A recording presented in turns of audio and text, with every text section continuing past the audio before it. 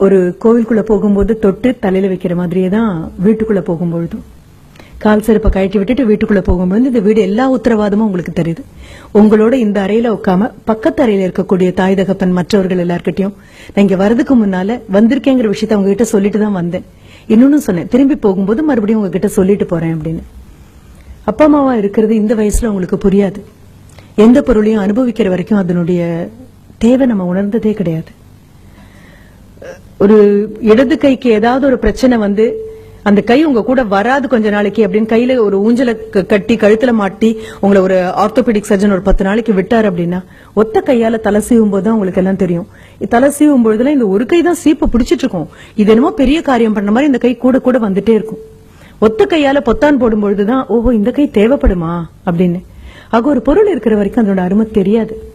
அப்பா அம்மாவும் பெரும்பாலும் அப்படியேதான், மூச்சு காற்று மாதிரி தான். மூச்சு விடும் போதெல்லாம் ஆஹா மூச்சு காற்று உனக்கு மிக்க நன்றி, நான் என்ன சுவாசிக்கிறேன் சொல்ல போறோமா என்ன? கண்டிப்பா மாட்டோம். மூச்சடிச்சா மட்டும்தான் பக்கம் பக்கமா திரும்புவோம், ஐயோ காத்து கிடைக்கலப்பா அப்படின்னு. அப்பா அம்மாவும் அதேதான். அந்த அறையில உட்கார்ந்து இருக்காங்க. அஸ்திவாரங்கள் ஒரு நாளும் அழகா இருக்காது. இது வந்திருக்கிற குழந்தைங்க முதல்ல புரிஞ்சுக்கோங்க. நீங்க நினைக்கிற மாதிரி இது எங்க அம்மா இது எங்க அப்பா அப்படின்னு சொல்லி எல்லாரும் முன்னாலையும் நீங்க அவங்களை எம்பி பார்த்து உயரமா அவங்கள பார்த்து மகிழ்ந்த நாட்கள் எல்லாம் இருக்கும்பொழுது நீங்க 3 வயசும் 4 வயசும் அவங்களுடைய முழங்கால் உயரம் கூட இல்லாம இருந்த நாட்கள் அது. அவங்களுடைய விரலை பிடிச்சுக்கிட்டு அவங்க விரல் நுனியால உலகத்தை பார்த்த நாட்கள். அப்புறம் இடுப்பு அளவு உயரம் வளர்ந்தீங்க, அப்புறம் தோள் வந்தீங்க. இப்ப தோளையும் தாண்டி தோளுக்கு மிஞ்சிய தோழர்களாகத்தான் இந்த வயசுல வந்து உட்கார்ந்துருக்கீங்க. இப்ப நீங்க நினைக்கிற மாதிரி உங்க அம்மாவும் அப்பாவும் ஒரு விளம்பரத்துல வரக்கூடிய தாய் தகப்பன் மாதிரி கண்டிப்பா இருக்க மாட்டாங்க. விளம்பரத்துல வரக்கூடிய தாய் தகப்பன் வேணா நீங்க டாலர் ஆகணும், ஸ்மார்ட்டர் ஆகணும், பிக்கர் ஆகணும் அப்படின்னு ஏதோ ஒண்ணு கலந்து உங்க கையில கொடுக்க காலியான அந்த குவளையில ஏதோ இருக்கிற மாதிரி விளம்பரத்துக்காக நடிச்சு குடிக்கலாம். ஆனா இந்த தாய் தகப்பன் அப்படி எல்லாம் கொண்டு வந்து கொடுக்கற தாய் தகப்பன் இல்ல. உங்ககிட்ட ஆட்டோகிராஃப் கேட்கிற தாய் தகப்பன் இல்ல. இல்ல உங்க நண்பன் கிட்ட பாடா எங்க அம்மா பாருப்பா எங்க அப்பா பாருப்பா, இதெல்லாம் இல்ல. எப்படி 40-45 தொட்டிருப்பாங்க, இல்ல தொடக்கூடிய தூரத்துலதான் இருப்பாங்க. எப்படியோ அம்மாவுக்கு ஒரு முதுகு வலியோ முழங்கால் வலியோ வந்துட்டு போகும். சொல்லாம ஒரு தலைவலி வரும். கலகலன்னு சிரிச்சுட்டு ஓடிட்டு இருந்த ஒரு அம்மா, நீ திரும்பின பொழுதெல்லாம் உனக்கு விதவிதமா சமைச்சு கொடுத்துட்டு இருந்த அம்மா கொஞ்சம் ஸ்லோ டவுன் ஆக ஆரம்பிச்சிருப்பாங்க. சமையல் கட்டுல நின்னு 1 நிமிஷத்துக்கு 2 நிமிஷம் எங்க வச்சேனே தெரியல, இப்ப அடிக்கடி ஞாபகம் மறதி வருது அப்படின்னு சொல்லுவாங்க. ஃப்ரிட்ஜை திறந்து வச்சுட்டு ரொம்ப நேரம் அங்கேயே பாத்துட்டு இருப்பாங்க. என்னம்மா அப்படின்னு. அதுதான் எனக்கும் புரியல, ஏன் ஃப்ரிட்ஜை திறந்தேன்னு எனக்கு தெரியல அப்படின்னு. அப்பா என்ன பண்ணுவாரு, சென்டர் ஸ்டாண்ட் போட்டு வண்டியை நிறுத்திட்டு இருந்த அப்பாவுடைய தலைகொள்ளாம இருந்த முடியெல்லாம் பார்த்து நீ இப்படி அண்ணாந்து பார்த்தது உண்டு. எல்லாம் கொழிஞ்சு இப்ப முன்னெத்தி எல்லாம் பின்னெத்தி வரைக்கும் போயாச்சு. ஆக அப்படிப்பட்ட அப்பா இப்ப சைட் ஸ்டாண்ட் போட்டுட்டு வராரு. அப்படியே வந்து உட்காந்து அப்பா அப்படின்னு கால் நீட்டுறாரு. அம்மா ஓடி போயிட்டோம்னா தண்ணி கொண்டு வந்து கொடுக்குறாங்க. நகர்ந்து நின்னு பாருங்க, ஒன்னும் அவசரம் இல்ல, விலகி பாருங்க. பார்க்க பரிணாம வளர்ச்சியில தாயும் தகப்பனும் முதுமையை நோக்கி எப்படி போயிட்டே இருக்காங்கன்னு பாருங்க. அப்படி உட்கார்ந்துட்டு இருக்கக்கூடிய ஒரு அப்பா அப்படின்னு சொல்லும் பொழுது அப்பாவுடைய பார்வையில் நிறைய மாற்றம் வந்துச்சு. அம்மா அப்பாக்காக வேற மாதிரி சமைக்கிறாங்க. உங்களுக்கு ரோஸ்ட் போட்டு 4 பக்கம் நெய் ஊத்தி எண்ணெய் ஊத்தி எல்லாம் பண்ணி போதுமா முருகலா இருக்கா அப்படின்னு அந்த தோசைக்கல்ல விட்டு தோசை ஐயோ எடுத்துட்டு என்ன இதுக்கு மேல இருந்தா தீஞ்சு போயிருவேன் அதுவே எழுந்து வர அளவுக்கு அதை முருகலா பண்ணி கொண்டு வந்து கொடுத்து காதுல ஒரு பென்சில் மாதிரி ஒண்ணு வச்சுட்டு என்னப்பா உனக்கு வேணும் அப்படின்னு பக்தி பரவசத்தோட பார்க்கும்போது இன்னொன்னு கூட அப்படின்னு சொல்லுவீங்க. ஆனா அப்பா தட்ட பாத்தீங்கன்னா இந்த முருகல் தோசையெல்லாம் போய் ரொம்ப நாள் ஆச்சு. ஒரு இட்லி பாத்திரம் மூடி எடுத்து வச்சு அம்மா மூடி வச்சு இது பண்ணிருப்பாங்க. கொஞ்சம் பாருங்க, அவங்களுக்கு வயசு மட்டுமே ஆகல, அந்த வயசு தேவையில்லாத நோய்களுக்கெல்லாம் மிகப்பெரிய விண்ணப்பமாகவும் கை நீட்டி உட்கார்ந்துருக்கு. அப்புறம் தேங்காய் சட்னி இல்லையா, தக்காளி சட்னி இல்லையா அப்படியெல்லாம் கேட்க கூட உங்களுக்கு தெரியாது.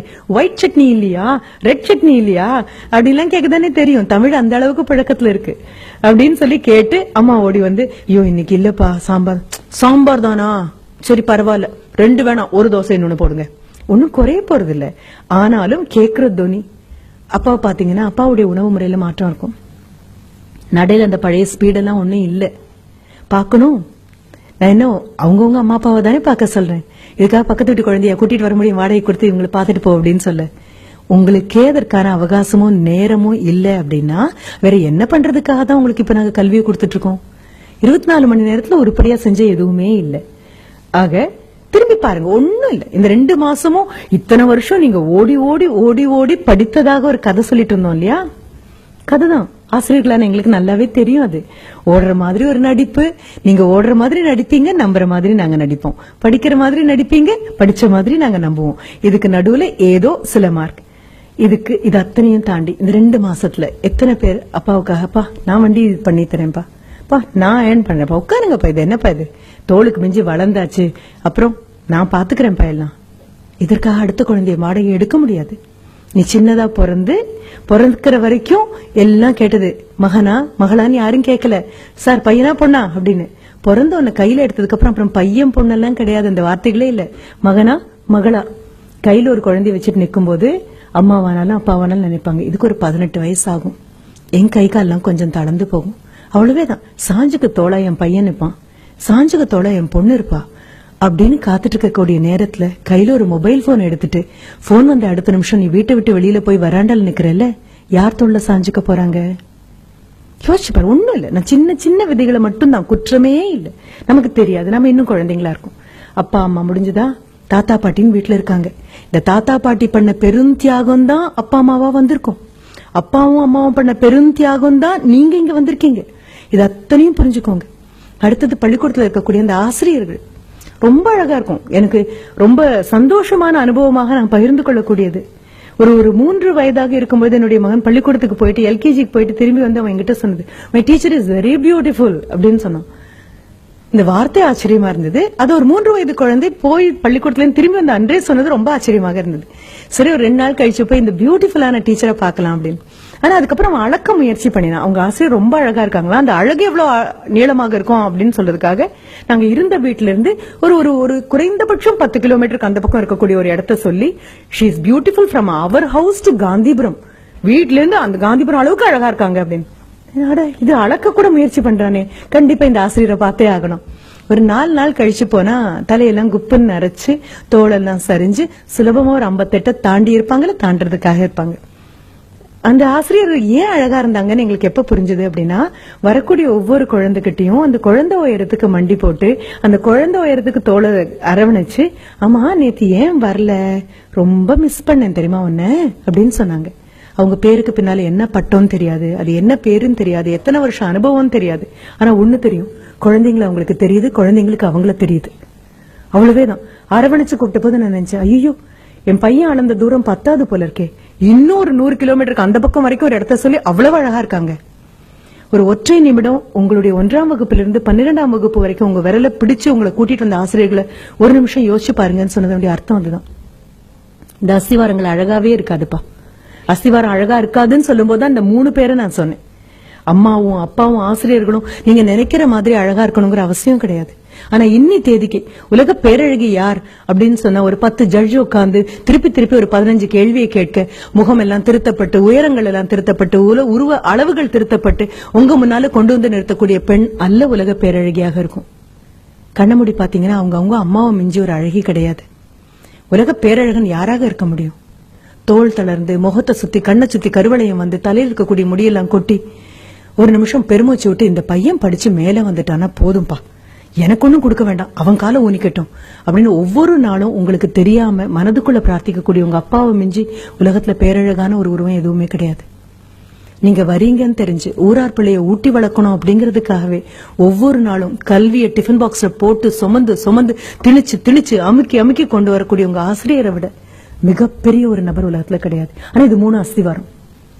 எந்த கட்டடத்துக்கும் அஸ்திவாரம் அழகா இருக்க வேண்டிய அவசியம் கிடையாது. அஸ்திவாரம் போட்ட அடுத்த நிமிஷம் அதுக்கு பூச்சி அடிக்கிற ஆட்கள் யாரும் கிடையாது. அஸ்திவாரத்துக்கு அலங்காரம் பண்ற ஆட்கள் யாரும் கிடையாது. அஸ்திவாரத்தினுடைய அழகு என்ன தெரியுமா? உறுதி மட்டும்தான் அதனுடைய அழகு. தாயும் தகப்பனும் சொல்லிக் கொடுத்த ஆசிரியரும் உங்களை உருப்பட வைக்கிறதுங்கிற ஒற்றை எண்ணத்துல உறுதியா நிக்கிறதுனால மட்டும்தான் மேலெழும்பக்கூடிய கட்டடங்கள் அவ்வளவு அழகா இருக்கு. உங்களுடைய ஜியோமெட்ரி பாக்ஸ் இருக்கும் தெரியுமா? அந்த ஜியோமெட்ரி பாக்ஸ் காம்பஸ்னு ஒண்ணு இருக்கும். அந்த காம்பஸ்னுடைய ஒத்த கால ஊனி அசையாம அது நின்னா மட்டும்தான் அடுத்த கால் எவ்வளவு பெரிய வட்டம் வேணாலும் சுத்த முடியும். நான் சொன்ன ஆசிரியரும் அம்மா அப்பாவும் அந்த ஒற்றை கால் இடத்தை விட்டு நகரல. நீங்க எங்க வேணாலும் போயிட்டு வாங்க, எத்தனை பெரிய வட்டம் வேணாலும் போடுங்க, அத்தனை பெரிய வட்டமும் வட்டமா ஒழுங்கா அமையணும்னா இந்த ஒத்த கால் இருக்கிற இடத்தை விட்டு நகராம தவம் பண்ணின மாதிரி காத்து நின்னா மட்டும்தான். இந்த போன கால் சுத்திட்டு வராமையும் போகலாம், போன கால் திரும்பியும் வரலாம். வந்ததுக்கு அப்புறம் கூட ஆஹா நீ இவ்வளவு உறுதியா நின்னதுனாலதானே நான் போனேன் அப்படின்னு யாரும் ஒரு வார்த்தை கூட சொன்னதில்லை. இந்த 3 பேருக்காகவும் ஒரே ஒரு தடவை மனசார கைத்தட்டிடுங்க.